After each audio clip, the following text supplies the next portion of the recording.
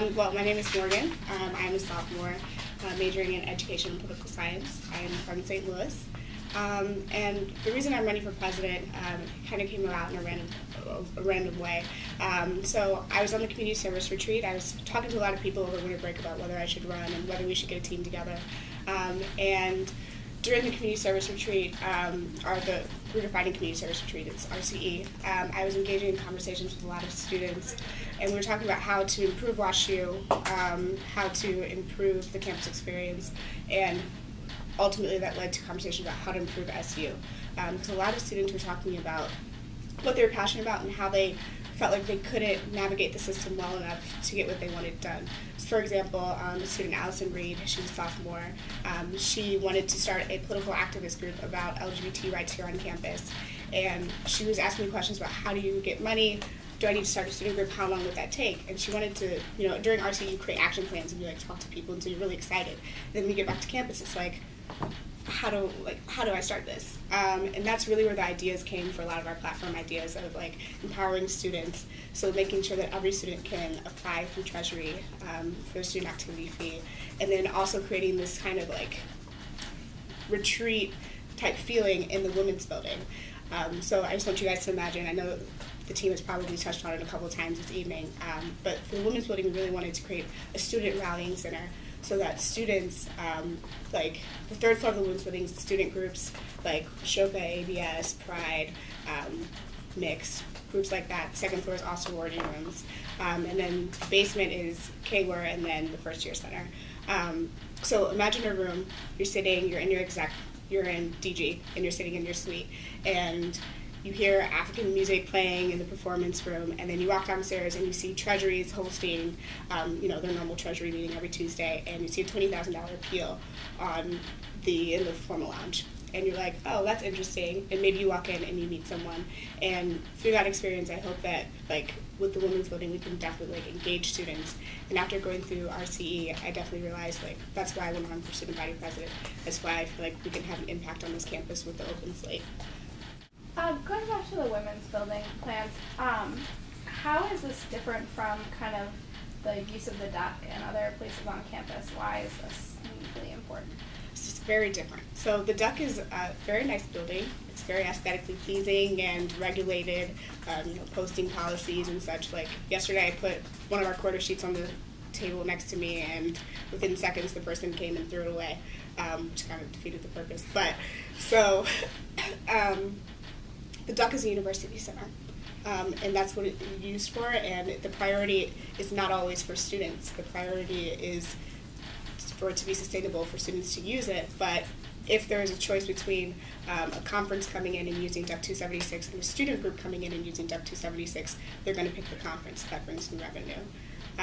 Whereas for the women's building, our hope is that as we prove next year that the students are using the building and that students are engaging in the space, then they allow us to actually basically have the entire building, and it becomes self-regulated by students.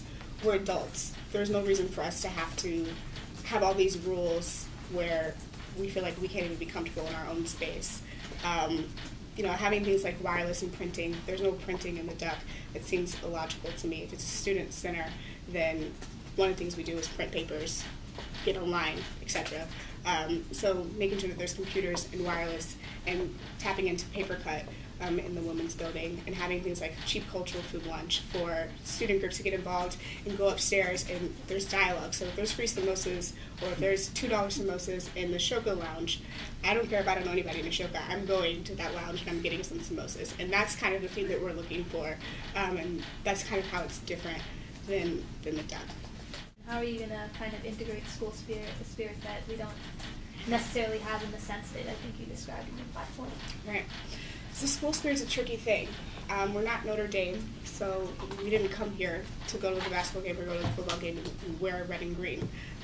But our sports teams are awesome. And I think this semester, at least I've gone to every basketball game, and maybe that's just because I'm a candidate, I don't know, but I didn't go last year, but I'm definitely going this year, and there's been an increased amount of students there. And I think that's a combined effort between Red Alert, Nate, and other people that have worked on school spirit a lot, other people on the Montana slate. And for our team, what we were suggesting is that every student should know the fight song. Do you guys know the fight song? Do you know the fight song? I know like the first 2 lines. It's kind of embarrassing. Daniel Fishman made me learn it. So, yeah, I don't know if I'm going to sing it. But, you know, the fight song, like, it's pretty cool. Like, it's funny when they sing it. It's fun to do. I had a fight song in high school. I went to all-girls school, but we had, like, our little song. And one of the ways that we just want to, there's little things that we can do. So what we would do is print T-shirts, have the fight song on the back of the T-shirts.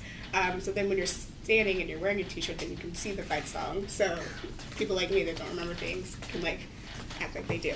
And then we'd also teach all the WUSs and the RAs so that all the freshmen don't know any better, and they can learn the fight song during convocation and during their freshman floor meetings and etc. Then after 4 years, that's a new thing that everybody at WashU knows because we have turnover, and that's just how it goes. So that's one of the tangible things that we'll do as a slate. Very easy. I've met with Red Alert.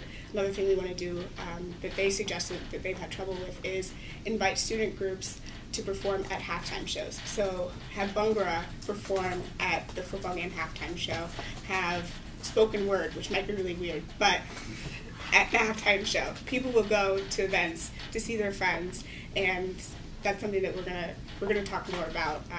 Those are some of the things that we have so far. What do you think is SU's biggest weakness and has been this year, and especially someone who's been involved on the board? How do you think, what makes you think you have the ability to create change, and how will you go about doing that? Okay, well, I think SU's weakness has been that we have not utilized our clout. We have not made it a priority to be firm and to really connect with the student groups that are working to change certain things at this university. For example, clean coal. Green Action, the Green Coalition, has been working very hard to excite the campus about political activism and making sure that the university takes us seriously in terms of changing the Clean Coal Consortium name. I've seen the minutes, I've seen the notes from these meetings. They're disrespecting students. They are not listening to what we have to say, and they're not taking our passions and what we're, like, they're not taking us seriously. Student Union has not utilized what we have. We have a listserv. Why haven't we emailed the student body and said, this is what's going on? Why haven't we talked to Stub Life and say, Stub Life, these are the minutes from the meeting. This is what's going on. Like, as Student Union, I think that's what our weakness has been in the last year, and that's something that I intend on changing. You know, if we need to have a protest where we're emailing Matt Melton every 2 seconds and having every student flood his emails, fine. Whatever needs to happen, you know, with a certain level of respect, I am willing to go and talk to administrators, with student groups, with petitions, with whatever is necessary to make sure that students' voices are heard.